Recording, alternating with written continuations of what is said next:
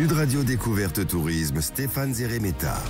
Bonjour mon cher Stéphane. Bonjour Maxime. Aujourd'hui, vous nous emmenez dans le Jura. Absolument, on va partir à Poligny. C'est vrai que la région a un charme fou, notamment en automne, tous ces feuillages complètement orangés.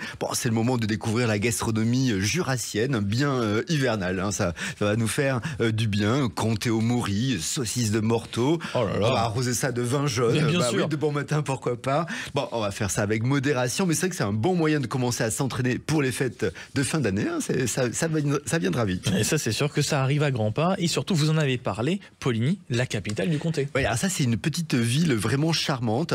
On va pouvoir visiter les remparts derrière lesquels se dressaient pendant la période médiévale. Alors, elle était protégée par 25 tours, 5 portes.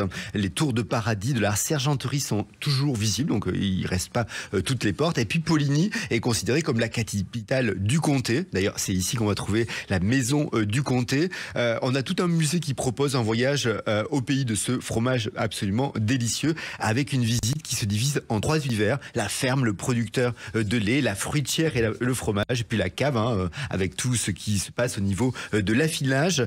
La visite, c'est vraiment clair, c'est didactique, ça se termine bien sûr par une petite dégustation de comté AOP. Il faut savoir que certes, Poligny est la capitale du comté, mais la production en fait s'étend dans tout le Jura, bien sûr. On a d'ailleurs une route, la route du comté. Génial. Il y a plusieurs circuits, comme ça met en relation les fermes, les fruitières. Les fruitières, c'est là où le lait est transformé en comté. On a les caves d'affinage. Et on va trouver plus d'informations sur le site comté.fr. Vous avez toutes les infos pour voir où faire, toutes les bonnes adresses. Il y a plusieurs caves d'affinage, mais il y en a une en particulier qui a vraiment retenu votre attention. Alors, je vous propose d'aller au Fort des Rousses et la cave d'affinage Juraflore. Ça, c'est une ancienne forteresse militaire reconvertie en cave d'affinage de comté. C'est assez original. Le site est assez spectaculaire parce qu'en fait, on est dans des caves voûtées en pierre. On va voir ces énormes meules de fromage. Alors, le circuit nous prévoit des explications de l'histoire du fort, mais aussi des dégustations de 3 millésimes de comté. Vous entrez dans 3 caves, mais il faut savoir que en fait, il y en a 37. C'est pas rien. Oui, c'est vraiment assez énorme comme production.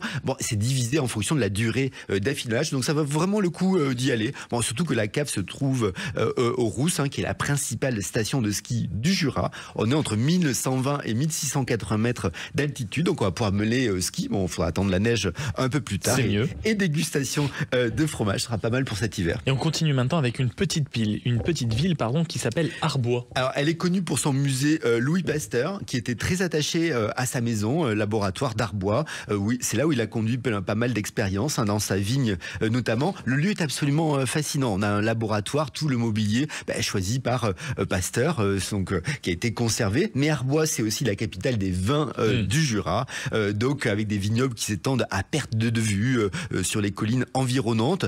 Donc ça produit notamment le vin jaune, le Trousseau. On va visiter, je vous propose le château Pécaud.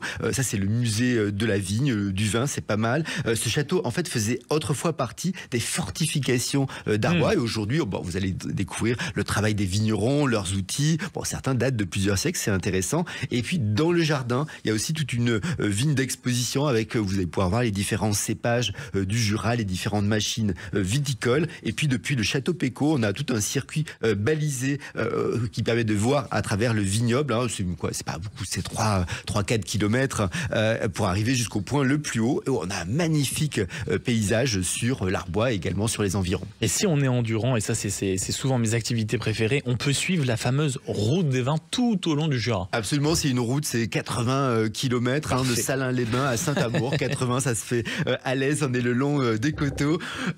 Donc on va traverser la région d'Arbois, de Poligny, mais aussi les coteaux de la Haute-Seine, des Lédoniens, de Sud-Revermont. C'est quand même pas moins de 200 exploitations viticoles. Il vous faudra un peu plus que le week-end.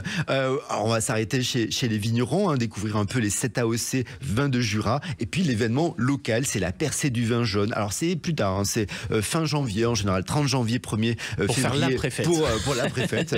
C'est toujours une belle découverte. En tout cas, c'est un week-end où on perce les fûts et il y a une ouverture des caveaux de dégustation. Il y a des fanfares, des guinguettes. Bon, et puis pour accompagner un peu tout ça, on a des spécialités locales. Toujours, mais pour finir comme il se doit, un petit mot quand même sur Château-Chalon, qui est célèbre pour son vin également. Oui, et c'est un village perché à 450 mètres d'altitude. On a une vue absolument magnifique sur la vallée de la Sorne. Alors, il est connu pour les vins du même nom, hein, le Château-Chalon, qui est souvent classé par les meilleurs crus du monde. Et puis, on a des maisons en pierre dorée, des ruelles pavées. C'est vraiment un village absolument charmant. Il y a toutes ces bâtisses vigneronnes, aussi une petite église. En tout cas, ce Jura, voilà, cette période d'automne, c'est vraiment agréable de découvrir toute l'année. Et puis là, c'est vraiment sublime. Et voilà, c'est sublime. Les conseils du directeur éditorial du Petit Futé. Merci beaucoup, mon cher Stéphane. Merci, à la semaine prochaine.